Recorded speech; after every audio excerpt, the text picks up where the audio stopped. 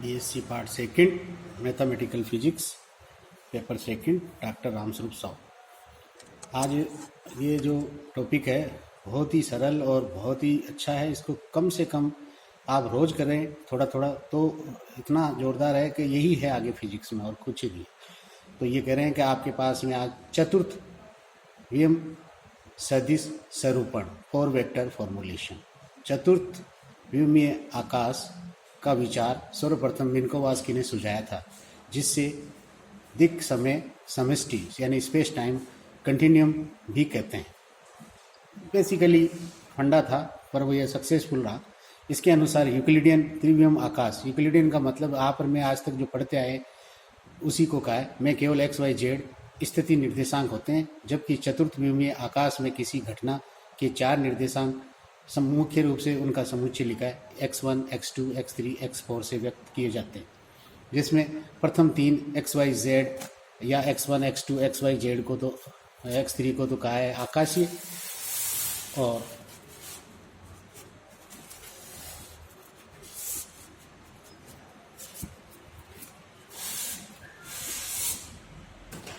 निर्देशांक तथा चतुर्थ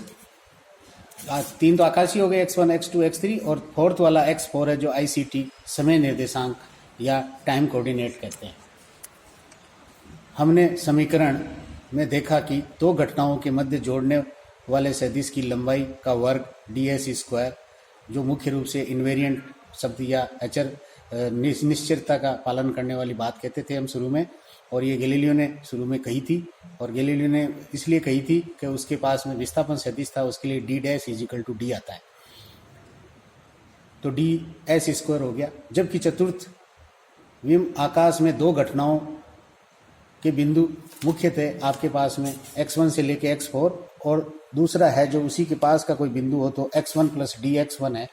तो आपके पास में 4 कोऑर्डिनेट जो लिखे x4 + डेल्टा x4। तो ये कह रहे हैं कि आपके पास में निर्देशांकों को ds² में किस तरीके से रिप्रेजेंट करेंगे। तो ds² के अंदर है जो मुख्य रूप से हम क्या करेंगे कि डेल्टा के रूप में रिप्रेजेंट करेंगे, डेल्टा x1, डेल्टा x2, तो डेल्टा x1 का होल स्क्वायर हो जाएगा। और इसी प्रकार से तुलना करने पे x4 है जो ICT अगर रखा जाएगा, तो ICT है जो मुख्य रूप से आपके पास में यहाँ पे तीन तो जेड के करस्पॉन्डेंस ही थे एक्स वाई जेड के, और ये निर्देशांक किसी जड़त्व निर्देश फ्रेम S के लिए हों, उसी घटना को किसी दूसरी जड़त्व निर्देश तंत्र S' जो कि कांस्टेंट या निहित वेग से x डायरेक्शन में सुविधा के लिए कह दिया कि x डायरेक्शन में गतिमान है,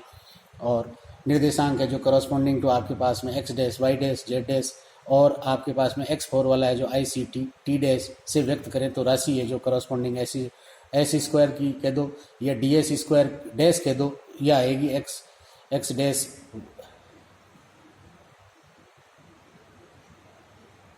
वाली।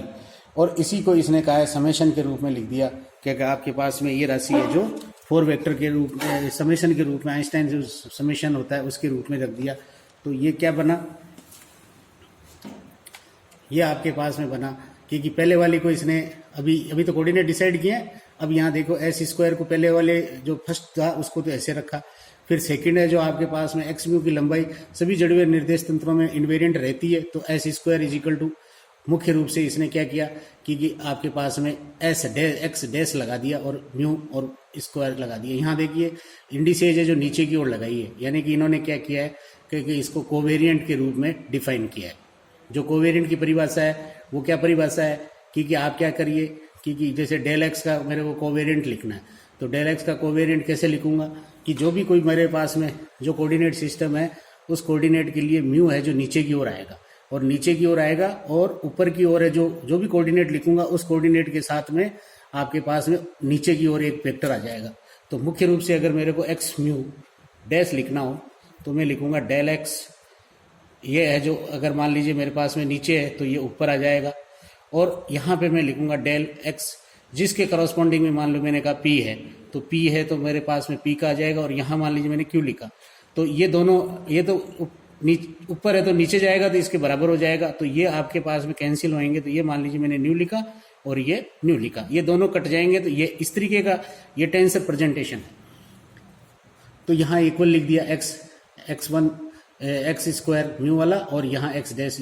म्यू वाले को वर्क कर दिया। जब एस डैश निर्देश तंत्र एस के सापेक्ष धनात्मक एक्स दिशा में v नियत वेग से गति कर रहा हो तो लोरेंज रूपांतरण है जो मुख्य रूप से x dash y dash z dash और टी डैश ये आपको याद ही होंगे। Beta is equal to v by c है, ये भी एक बहुत बड़ा फैक्टर है, इसलिए इसको भी इसी प्रकार से लिखना है हमारे को। तो ये कह रहा है कि आपके पास में प्रति यानी कि टेंशन नोटेशन सिस्टम का प्रयोग करने पर लिख सकते हैं, यानी कि x1 dash is equal to gamma bracket x1 plus i beta x4 और ब्रैकेट बंद। यहाँ देखो 1 और यहाँ 4 यानी कि 1 2 3 4 5 वाले 1 2 3 4 वाले हमने ले लिए। तो ये रूपांतरण है जो अब टेंसर फॉर्मेट में होंगे, तो प्राप्त लोरेंज रूपांतरणों को मैट्रिक्स रूप में भी लिख सकते हैं। ये आपके पास में ये वाली बीटा अब इसमें इन्होंने डाल दी। तो देखिए क्या किया, कुछ नहीं किया। यहाँ पे जो आपके पास में जो स्ट्रक्चर है beta is equal to v by c, और यहाँ हमने क्या कहा आई सी टी एक हमारा फोर्थ कोऑर्डिनेट है, x4 वाला कोऑर्डिनेट है। तो यहाँ जो बैठा हुआ है मैं इसी को बदल देता हूँ फर्स्ट वाले को। तो फर्स्ट वाले में क्या किया कि v बाई सी करा, v बाई सी तो इसलिए क्या बीटा आ जाए तो c से एक मल्टीप्लाई कर दिया, t से मल्टीप्लाई कर दिया और आयोटा से मल्टीप्लाई कर दिया और आयोटा से भाग दे दिया। तो आयोटा से भाग दे दिया तो आपके पास में क्या बनेगा, यानी कि ये बनेगा आयोटा ऊपर जाएगा तो माइनस, और आपके पास में v का तो v तो चला जाएगा तो c का c और t का t, और ये आ जाएगा बीटा। तो यहाँ देखिए माइनस माइनस प्लस हो जाएगा, तो आयोटा बीटा और आपके पास x4 कोऑर्डिनेट, तो ये आपके पास में बीटा x4 कोऑर्डिनेट बन जाएगा। माइनस और ये सब मैंने इसमें एडजस्ट कर दिए। तो ये आपके पास में मुख्य रूप से, और एक आई है जो इसके साथ चिपका हुआ रहेगा, बिकॉज एक आई तो अपन खा चुके हैं x4 के अंदर।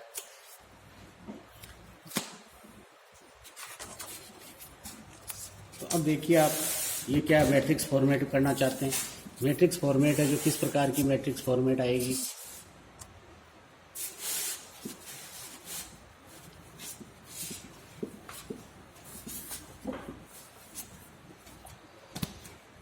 तो ये बहुत ही सरल और